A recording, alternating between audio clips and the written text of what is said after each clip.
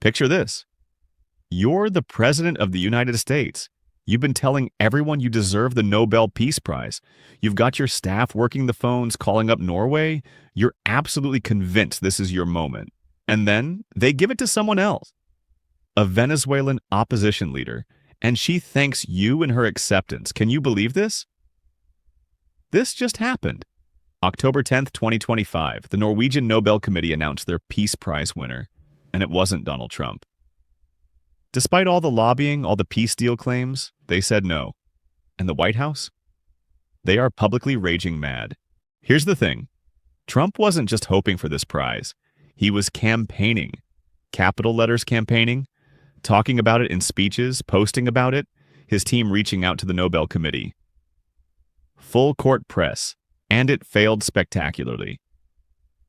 The committee chose Maria Corina Machado, a Venezuelan opposition leader fighting for democracy under Maduro's regime.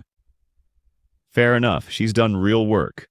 But Trump immediately claimed that Machado called him personally and told him she was accepting the award in his honor because he truly deserved it. Now, Machado did praise Trump in her statement. She thanked him for supporting Venezuelan democracy, but dedicating the entire Nobel Prize to him? Nobody can find evidence of this phone call, so we've got a president who wanted the prize so badly, got rejected, and immediately spun it like he basically won anyway. White House spokesperson Stephen Chung posted, "The Nobel Committee proved they place politics over peace.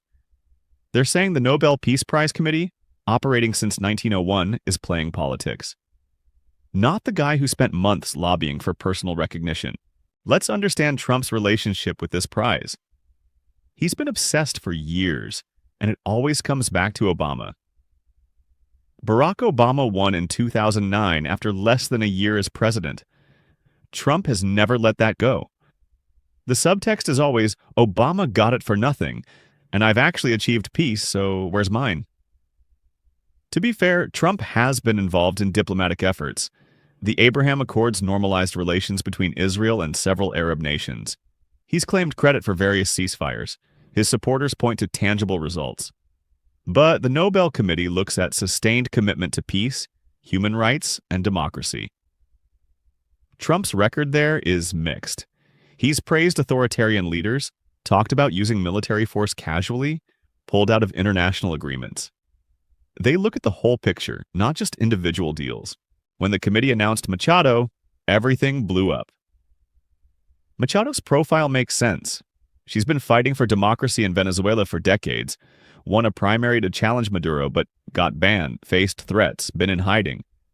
She represents grassroots democratic struggle against authoritarianism. But Trump saw it differently. In his mind, he supports people like Machado. He's been tough on Maduro, so shouldn't he get credit? That's where the phone call claim comes in. He said Machado told him she was accepting in his honor because he truly deserved it. But Machado's actual statement doesn't match up. She praised him, but she didn't say she was accepting in his honor, or that he deserved it more. The White House response escalated everything. Accusing the Nobel Committee of corruption or bias is bold. MAGA world ate it up. Within hours, social media flooded with attacks calling it a joke, a scam, politically motivated. The narrative became, Trump is too successful and global elites can't stand it. The mockery was brutal, memes everywhere. Nobel Prize loser started trending, but MAGA supporters aren't laughing. They genuinely believe this proves bias against Trump. Here's what actually matters. Trump's legacy obsession is real and driving policy. This isn't just about a trophy. Trump is genuinely concerned about being seen as less than Obama. That obsession affects which diplomatic efforts get prioritized. The harder he pushes for recognition, the more resistance he hits. International perception matters more than people think. Sure, America first means not needing approval, but international perception affects our ability to build coalitions, negotiate treaties, respond to crises. The Nobel rejection signals how America is viewed, and that has real-world implications for our global influence. The polarization is getting worse. Democrats will use this as proof Trump's global reputation is damaged. Republicans will use it as proof global institutions hate strong American leadership. Both narratives will coexist.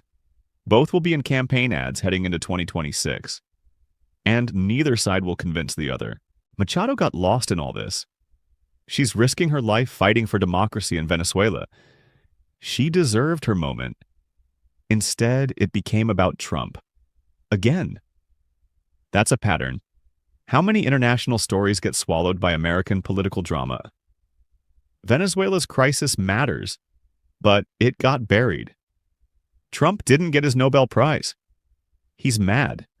His supporters are mad. His critics are celebrating. And Machado had to share her moment with American political chaos. This reveals something crucial. Trump's obsession with validation will keep shaping his decisions. The international community's complicated relationship with American leadership will keep affecting our position. The polarization will intensify as we approach 2026, and important international stories will keep getting overshadowed. Trump wanted validation from the world stage. He campaigned for it, he didn't get it. And now we're all arguing about what that means. The Nobel Committee will award another prize next year. Trump will probably want that one too. His critics will mock him, his supporters will defend him. The cycle continues. Buckle up. If a Nobel Prize rejection causes this much chaos, imagine what's coming when the 2026 campaign really heats up. Trump's not going to forget this. He'll use it to fire up his base. Democrats will use it right back, and the actual work of governing, that gets lost in the noise. Welcome to 2025 politics, where even a peace prize becomes a weapon in an endless partisan war.